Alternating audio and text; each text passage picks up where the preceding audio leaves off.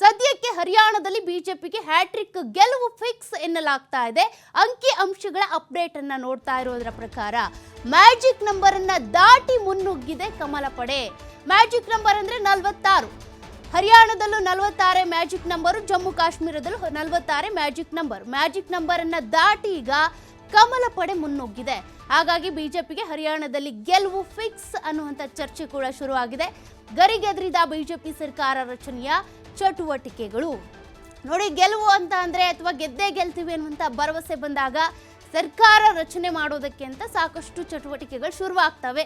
ಅದೇ ರೀತಿಯಾಗಿ ಬಿಜೆಪಿ ವಲಯದಲ್ಲಿ ಈಗ ರಾಜಕೀಯ ಚಟುವಟಿಕೆಗಳು ಗರಿಗೆದರಿದ್ದಾವೆ. ಹರಿಯಾಣದ ಬಿಜೆಪಿ ಕಚೇರಿಯಲ್ಲಿ ಸಂಭ್ರಮಾಚರಣೆ, ಅದರ ಜೊತೆಗೆ ಜೆಪಿ ನಡ್ಡಾ ಅವರ ನೇತೃತ್ವದಲ್ಲಿ ಒಂದು ಸಭೆ ಕೂಡ ನಡೆದಿದೆ. ಹರಿಯಾಣದಲ್ಲಿ ಕಾಂಗ್ರೆಸ್ ಕೈ ಹಿಡಿದಿಲ್ಲ ಮತದಾರ. ಹರಿಯಾಣದಲ್ಲಿ ತಲೆ ಕೆಳಗಾಗ್ಬಿಟ್ಟಿದೆ ಎಕ್ಸಿಟ್ ಪೋಲ್ನ ಭವಿಷ್ಯ.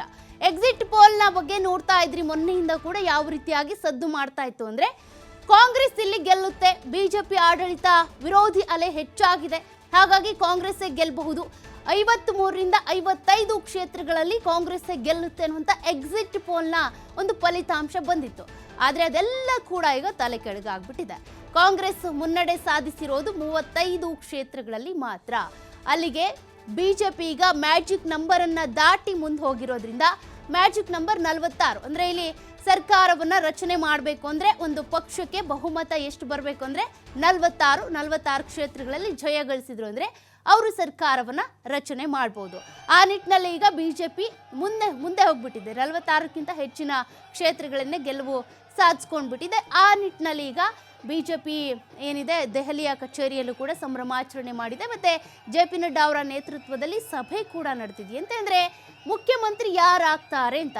ಈಗಾಗಲೇ ಸೈನಿ ಅವರು ಮಾರ್ಚ್ನಲ್ಲಿ ಮುಖ್ಯಮಂತ್ರಿಯಾಗಿ ಅಲ್ಲಿ ಬದಲಾವಣೆ ಆಗಿದ್ರು. ಅದಕ್ಕೂ ಮುಂಚೆ ಖಟ್ಟರ್ ಅವರು ಮುಖ್ಯಮಂತ್ರಿ ಆಗಿದ್ರು. ಮನೋಹರ್ ಲಾಲ್ ಖಟ್ಟರ್ ಅವರು 2 ಬಾರಿ ಕೂಡ ಮುಖ್ಯಮಂತ್ರಿ ಆಗಿ ಅಲ್ಲಿ ಅಧಿಕಾರವನ್ನು ಹಿಡಿದಿದ್ರು. ಆದರೆ ಮಾರ್ಚ್ ತಿಂಗಳಲ್ಲಿ ಇದ್ದಕ್ಕಿದ್ದಂತೆ ಅಲ್ಲಿ ಮುಖ್ಯಮಂತ್ರಿಯ ಬದಲಾವಣೆ ಆಯಿತು. ಅಲ್ಲಿ ಸೈನಿ ಅವರನ್ನ ಮುಖ್ಯಮಂತ್ರಿಯಾಗಿ ಅಧಿಕಾರಕ್ಕೆ ತರಲಾಗಿತ್ತು. ಅಲ್ಲೂ ಕೂಡ ಒಂದಷ್ಟು ಆಕ್ಷೇಪಗಳಿದ್ವು, ವಿರೋಧಗಳಿದ್ವು. ಇದ್ದಕ್ಕಿದ್ದಂತೆ ಒಂದು ಪ್ರಬಲ ಸಮುದಾಯನೂ ಅಲ್ಲ, ಒಂದು ಸಣ್ಣ ಸಮುದಾಯದ ವ್ಯಕ್ತಿಯನ್ನ ಕರ್ಕೊಂಡು ಬಂದು ಮುಖ್ಯಮಂತ್ರಿ ಸ್ಥಾನದಲ್ಲಿ ಕೂರಿಸಿದ್ದೀರಾ ಅಂತ ಒಂದಷ್ಟು ವಿರೋಧಗಳು ಕೂಡ ವ್ಯಕ್ತವಾಗಿದ್ವು.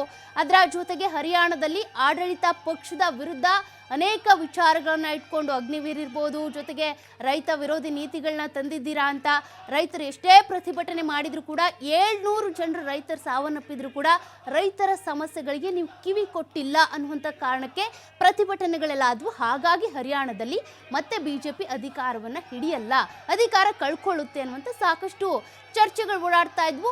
ಎಕ್ಸಿಟ್ ಪೋಲಲ್ಲೂ ಕೂಡ ಅದೇ ರೀತಿಯಾಗಿ ಬಂತು. 23-25 ಕ್ಷೇತ್ರಗಳನ್ನ ಗೆದ್ಕೊಂಡ್ರು ಕೂಡ ದೊಡ್ಡ ಸಾಹಸ ಬಿಜೆಪಿ.